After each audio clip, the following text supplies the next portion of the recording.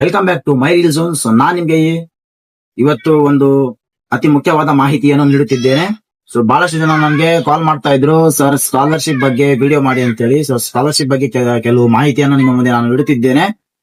Scholarship 1ರಿಂದ 8ರವರೆಗೆ ಹೋದ ವರ್ಷ ನೀವು ಅರ್ಜಿ ಸಲ್ಲಿಸಿದ್ದರೆ ಈ ವರ್ಷ ಆಟೋಮೆಟಿಕ್ ಆಗಿ ಜಸ್ಟ್ KYC ಮಾಡಿಸಿದರೆ ಸಾಕು, ಆಟೋಮೆಟಿಕ್ ಆಗಿ ನಿಮಗೆ ದುಡ್ಡು ಬರುತ್ತದೆ 1ರಿಂದ 7ರವರೆಗೆ.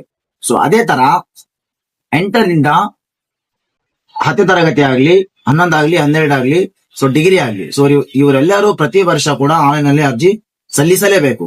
ಸೊ ಇದು 10ನೇ ಕ್ಲಾಸ್ ಮೇಲ್ಗಡೆ ಆಗ್ಲಿ, ಮ್ಯಾಟ್ರಿಕ್ ನಂತರದಾಗ್ಲಿ, ಮ್ಯಾಟ್ರಿಕ್ ಪೂರ್ವ ಆಗ್ಲಿ, 8ರಿಂದ 10ರವರೆಗೆ ಆಗ್ಲಿ, ಸೊ ಅವರು ಕೂಡ ಪ್ರತಿ ವರ್ಷ ಅರ್ಜಿ ಸಲ್ಲಿಸಲೇಬೇಕು. ಸೊ ಈ ವರ್ಷ ಬಿಟ್ಟಿದ್ದಾರೆ. ಸೊ ದಯವಿಟ್ಟು ಯಾರ್ಯಾರು ಇನ್ನು ಅರ್ಜಿ ಸಲ್ಲಿಸಿಲ್ಲವೋ ದಯವಿಟ್ಟು ಹೋಗಿ ಸ್ಕಾಲರ್ಶಿಪ್ ನಿಮ್ಮ ನಿಯರೆಸ್ಟ್ ಕಂಪ್ಯೂಟರ್ ಸೆಂಟರ್ ಅಲ್ಲಿ ಹೋಗಿ ಸ್ಕಾಲರ್ಶಿಪ್ ಗೆ ಅರ್ಜಿ ಹಾಕಿ. ಸೊ ಅರ್ಜಿಯ ದಿನಾಂಕವಾಗಿದೆ, ಕಡೆಯ ದಿನಾಂಕ ಇದೆ, ಕೆಲವೊಂದಿದೆ, ಹೇಳ್ತಾ ಇದ್ದೀನಿ ನಾನು. ಹಿಂದುಳಿದ ಕಲ್ಯಾಣ ಇಲಾಖೆಯ ಮ್ಯಾಟ್ರಿಕ್ ನಂತರದ ವಿದ್ಯಾರ್ಥಿ ವೇತನಕ್ಕೆ ಅರ್ಜಿ ಸಲ್ಲಿಸಲು ಲಾಸ್ಟ್ ಡೇಟ್ ಅಂದ್ರೆ ಕೊನೆಯ ದಿನಾಂಕ ಬಂದ್ಬಿಟ್ಟು 15/11/2025 15/11/2025 ಇದು ಲಾಸ್ಟ್ ಡೇಟ್ ಆಗಿರುತ್ತದೆ.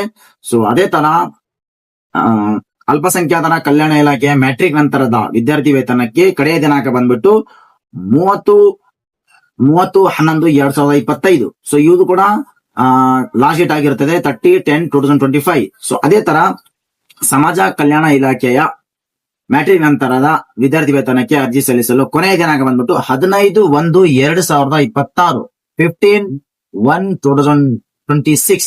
ಸೊ ಇದು ಲಾಸ್ಟ್ ಡೇಟ್ ಆಗಿರುತ್ತದೆ ನಿಮಗೆ ಸ್ಕಾಲರ್ಶಿಪ್ ಅರ್ಜಿಯನ್ನು ಸಲ್ಲಿಸುವುದಕ್ಕೆ. ದಯವಿಟ್ಟು ನಿಮ್ಮ ಹತ್ತಿರದ ಕಂಪ್ಯೂಟರ್ ಸೆಂಟರ್ಗೆ ಹೋಗಿ ಸ್ಕಾಲರ್ಶಿಪ್ ಅರ್ಜಿಯನ್ನು ಸಲ್ಲಿಸಿ. ದಯವಿಟ್ಟು ಅದು ಸಲ್ಲಿಸಿದರೆ ಮಾತ್ರ ನಿಮಗೆ ವಿದ್ಯಾರ್ಥಿ ವೇತನ ಅಂದ್ರೆ ಸ್ಕಾಲರ್ಶಿಪ್ ಬರುತ್ತದೆ. ಸೊ ಇದೇ ತರದ ಮುಖ್ಯವಾದ ಮಾಹಿತಿಗಳನ್ನು ನಿಮಗೆ ಪ್ರತಿದಿನ ಬರ್ಬೇಕಂತ ಹೇಳಿದ್ರೆ ದಯವಿಟ್ಟು ನಮ್ಮ ಪೇಜ್ ಅನ್ನು ಫಾಲೋ ಮಾಡಿ. ಸದಾ ನಿಮ್ಮ ಬೆಂಬಲ ನಮ್ಮ ಜೊತೆಯಾಗಿರಲಿ.